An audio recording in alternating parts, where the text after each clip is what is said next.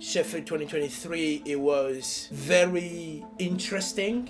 What's this gonna be? How is it gonna look like? Is it actually gonna bring quality? The first thing I saw, it was just like these fields and I was like, how are we gonna fill this up? Because this is huge. And we are about to get underway. People start coming in, the lights start coming on, and then you see the vibe is changing. Something I've ever experienced right now. This is like a rock concert. Whoa!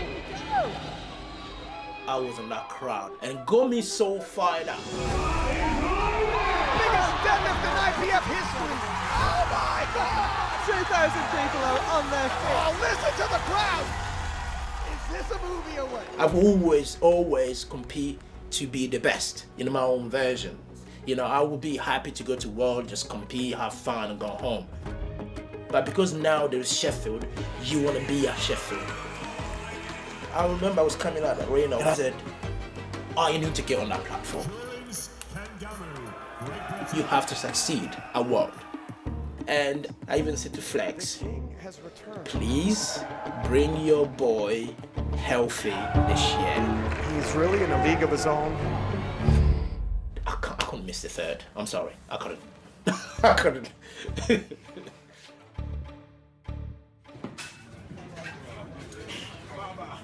Powerlifting started for me in a very basic level, you know, compared to where it is now.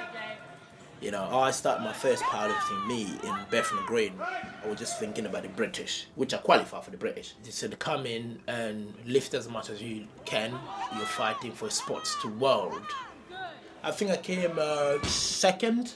So yeah, I booked my tickets and all of that, and me and my missus and Joey, we end up in Calgary. Welcome back to the IPF World Championships here in Calgary, Canada. And to me, it was like meeting all these guys I see on social media. It was just like, wow, you know. My missus, so Ray William, she couldn't believe it. There's Bryce Lewis, there's Bryce, the Canadian, of course, Russ was there. The names that were there, big names that were in that World Championship in Calgary, you know. And then unfortunately, I end up lifting on the same class as Gibbs and Russ. So, in terms of lifting, it was not the best experience for me. Knock it out. No, 685 kilos. I came, I think, 8th in the World Championship. You know, it was Russ, Gibbs in the middle. I was looking at them there on the podium thinking, they are so far out. There's no way anyone can catch them. And then that got me really upset. I was like, there's no way I can go to a World Championship and compete against the best and feel this way as well. I felt really small, I'm not gonna lie. Almost like 100 kilo ahead of me. How the am I gonna cover that gap? But it's almost like, because I believed in myself, you know, it's almost like, okay, this, I need to carry on. I need to carry on pushing for me to get to those levels. Because again, that 100 kilo gap, you have to close that. And of course, COVID happened. COVID gave me time to just train. COVID, literally, all I was doing, just training. It was like, look, I'm not gonna do nothing. I'm just gonna train. And I came to the idea, you know, if you look at my walls, I've got all the programs I've done over the years, everything in the walls. I was just training and training and training COVID. The mentality was, the next time I stepped on the world platform is not about being a participant. I want to make myself a contender.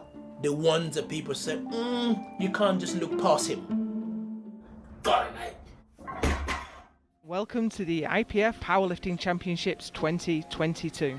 Jurins Kengamu. When 2022 rolled around, although Dylan is here, we felt we can get on that level as him, we can beat him. And Jurins, a medal favorite, but he's also a potential threat. That was a great squat. If we run like 790, 800 and he's around 815, the gap is not that big. Well, here's Kengamu. He took the gold in the squat and the overall silver. So that's a great result for him, a silver medal at the World Championship. I couldn't believe it. One day we were saying like Jurins Kengamu silver. I was like, huh? Jurins Kengamu. How did that happen?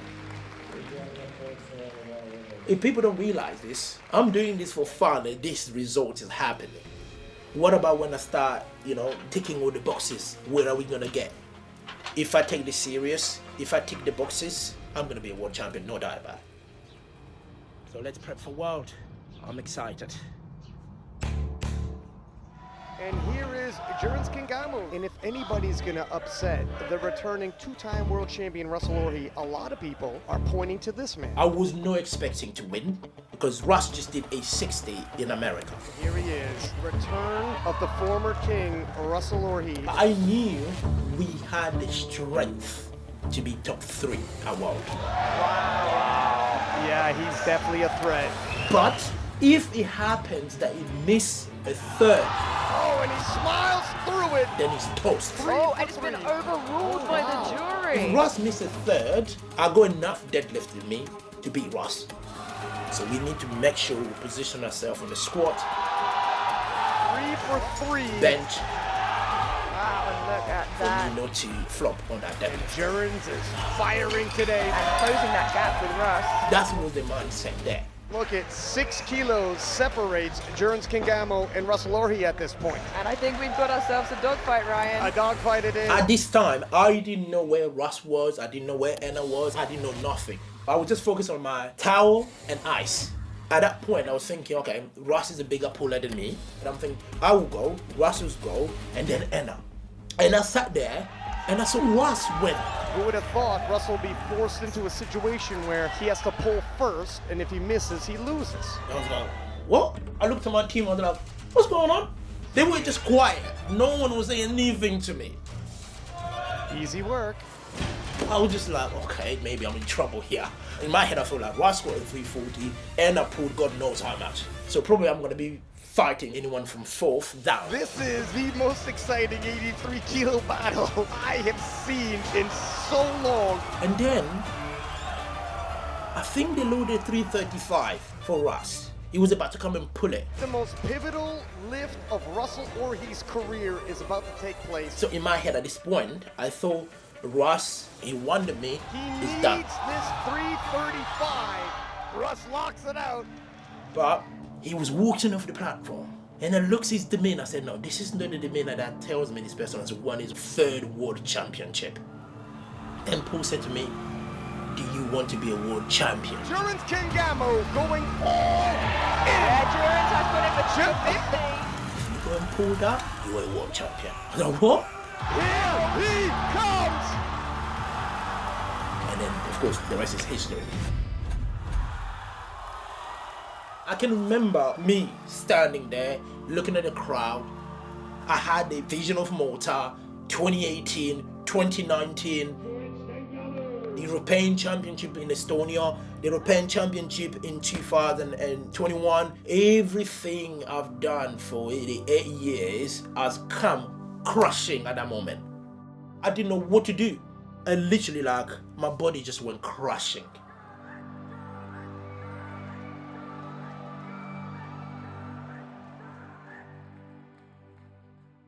I can't explain it. I really can't. I can't.